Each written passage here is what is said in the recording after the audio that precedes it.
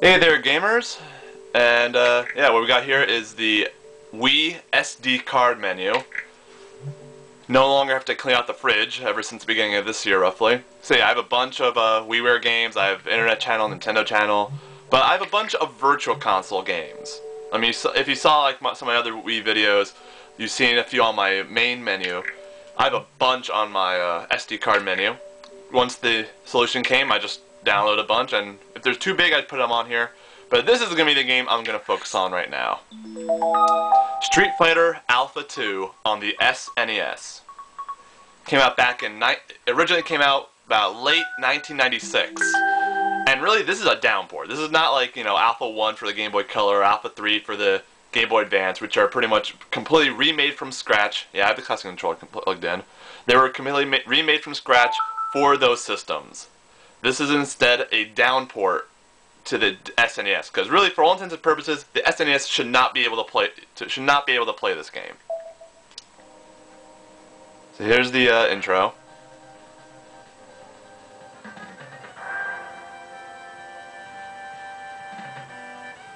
Had to raise the volume on my TV a little bit because that's one thing I just get right out of the way. The audio, the music, they transfer the music over really nicely, so they're nice little 16-bit renditions. The sound effects are also nice, just voices are not that great, and in general the audio is just low. It's default to a pretty low audio. Also, pretty much there's not that much hidden stuff. I mean, like you saw there, you have the rainy Australia stage, you have Street Fighter 2 Chun-Li.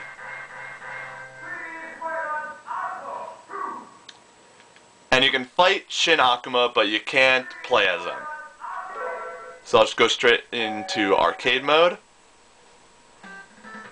But yeah, you pretty much, aside from those lack of hidden characters, you know, like one hidden character, you got every single character. You got Ryu, Adon, Chun-Li, Guy, Rolento, Sakura, Ken, Dalsum, Charlie, Birdie, Akuma, Bison, Rose, Saddam, or at this point still called Katana, Dan, or Don, Sagat, Zangief, and Ken. I've been in the game with Ken already, so let me try Charlie out. I just have this set for turbos at Turbo 1, because the game is a bit slow. I mean, definitely, it doesn't run as fast as the arcade version, that's obvious. And another thing that's obvious is, you're going to see the load times. There are load times on this, but it's not really like the traditional load time, and they're not even that long. I'll explain while I'm fighting. So you now have to load at the beginning of the match. That's not that bad. Definitely isn't. You know, I set it to Turbo 1, and it plays at a good enough speed for me. So, but yeah, the main reason it has load times is because it uses a special chip that was introduced really late in the SNES's life. So late that only 2 games use it. That's this one and Star Ocean, the original Star Ocean, which I think was mainly just to use that chip for all the voice work that was put into it. And pretty much what the chip does, it allows you to compress lots of data into one little into a smaller space. So pretty much what that load time is, it's really just the game decompressing that data, the data that's necessary for the fight. And I guess that the load time, it just decompresses that needed data for the victory pose. So it's not so much a load time as it is just decompression. I'm playing on the classic controller. It's very similar to the SNES, so you know, you have the 2 shoulder buttons and 4 face buttons. I'm not a fan of having, you know, the L trigger be a punch. I hate that. But, you know, I don't have a Classic Controller Pro, so I have to deal with that. Oh, that sucks. Ooh. Oh, I got it, nice. I'm getting pretty used to those charge-based supers now. Oh boy. Okay, no air blocking in this. You got the alpha counters though. Maybe I'll show one off. Come on, attack me, Ken. Come on. Stop doing that.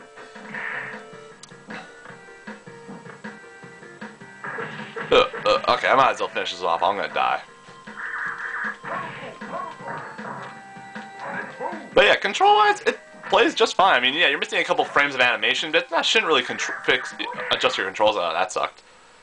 But yeah, you pretty much got all the moves. You got all the voice. You got just about most of the voice work. Maybe not all of it. But it's really just amazing. I mean, this just came out just this Monday on the Virtual Console. It's amazing that the SNES even got Alpha 2. It's amazing that chip really helped in getting this game possible, making this game possible. I mean, this is a full-on downport, and it looks and plays nicely. I mean, it's not arcade perfect by any means, but definitely. Interesting is apparently Capcom did not handle this port. Instead, it was Capcom that handled it was not Capcom, but Nintendo that handled the port. But yeah, as I said, this was late '96. It's not the last SNES game, not even in North America. In North America, that was Kirby's Dream Land 3, released by Nintendo in like mid '97. That's also on the Virtual Console. Came out at the beginning of this year, so we got the last North American title. Well, not North American. That was the last Nintendo published title. The last North American title was Frogger, released by Majesco in '98. And in Japan, the Super Famicom was supported until 2000 with this Nintendo-published release of Metal Slayer Glory Director's Cut. Which that was, as you can tell, was a Director's Cut. And that was Metal Slayer Glory was an old NES game. That was released a little late into life, but not one of the last. So now we got Guy. I think that's Hager in the background.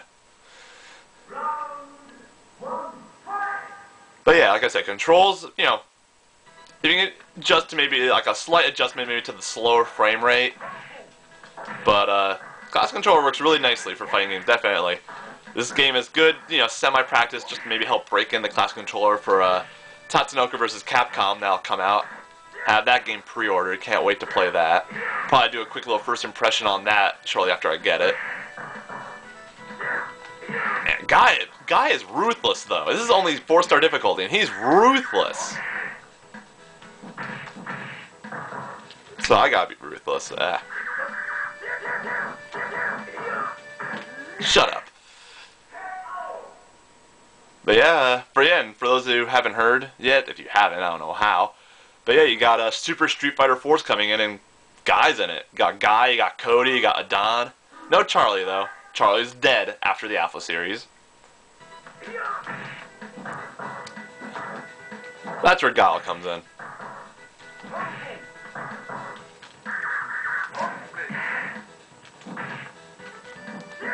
But yeah, I mean, I'm running out of time, but yeah, this is pretty much Street Fighter Alpha 2 on the SNES.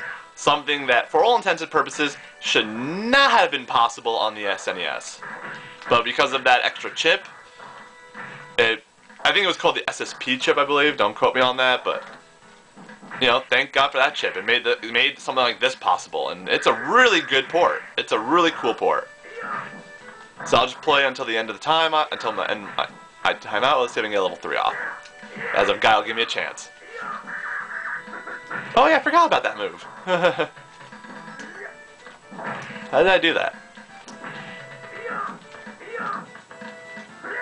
Oh yeah, cool. I beat him up. But yeah, again, Street Fighter Alpha 2 on the SNES. If you're interested in this port, any 1-bit, I'd say definitely get it. It's 800 Wii points. The equivalent is $8 in North America and here in the USA. I think Canada too. So definitely check this out if you have any interest. It's a really cool port. I definitely recommend it.